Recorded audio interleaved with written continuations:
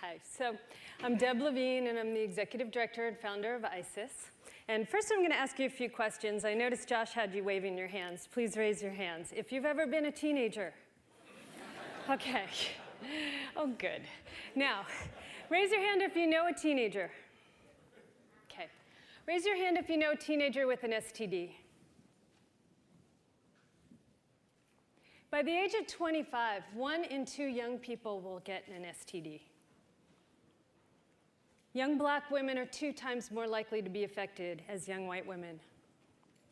1 in 5 people in the US with HIV do not know they have the disease. Whoops. I need to go back. I didn't want to show you those pictures yet.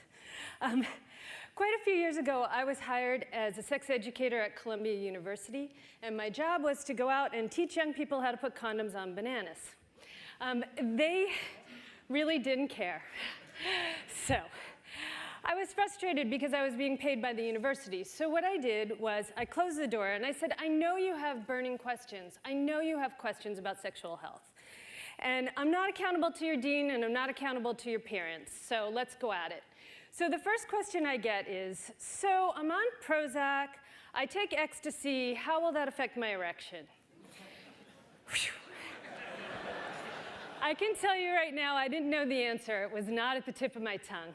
But I knew I could do some research, and I could get back to that young person with information that could affect his lifestyle. But I did not have a confidential way to get back to him. And he had just disclosed to me that he had a mental illness, that he was taking recreational drugs and engaging in sexual activity. I looked around campus, and they were putting T1 lines everywhere. And I thought, the T1 line's the computer screen. There's something about the screen and the distance that it creates that allows you to have intimate conversations about sensitive issues in very safe ways. We've come a long way since Go Ask Alice. In 2000, I forgot to say, that spawned Go Ask Alice, the first anonymous health question and answer service online. We've come a long way since Go Ask Alice. In 2001, I founded ISIS, which is a nonprofit that's designed to increase sexual communication and communication around sexual issues and reduce STDs. All of our projects have 3 key components that make them effective. It's the right people, right message, right channels. By right people, what I mean is we use I need to go back again. I keep showing you these pictures. So by right people, I mean we use epidemiological data. We follow the trends of how disease moves through communities.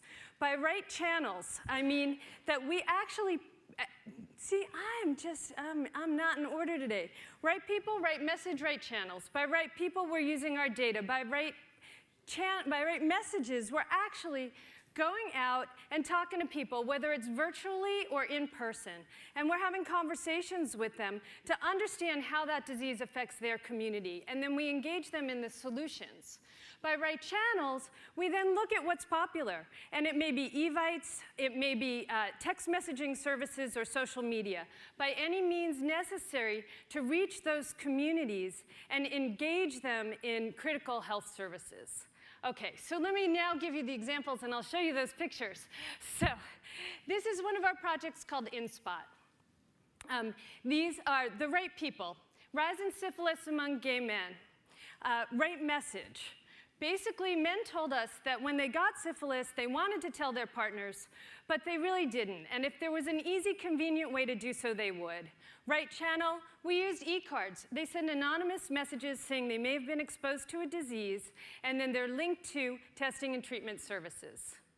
Okay, sex info, right people. Rise in chlamydia among African-American youth. Right message. African-American youth told us that they considered cell phones to be a private way to receive sensitive information.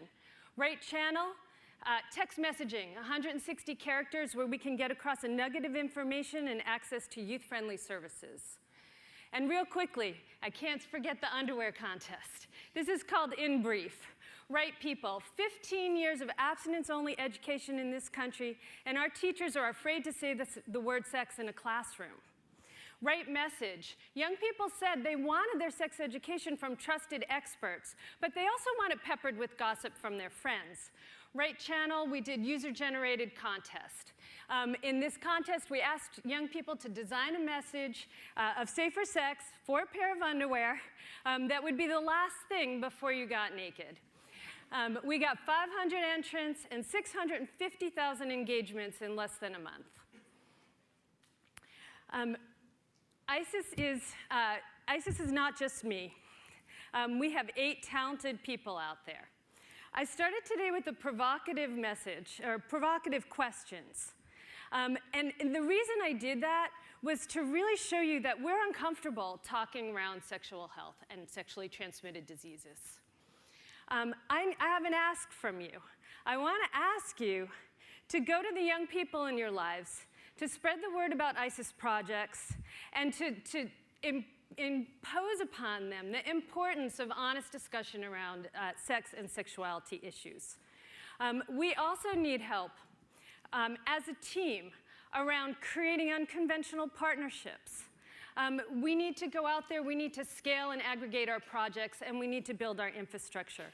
With your help, we can continue to be at the vanguard of right people, right message, and right challenge, and reduce STDs, increase sexual communication around the world. Thank you. All right, thanks. Oh, that's great.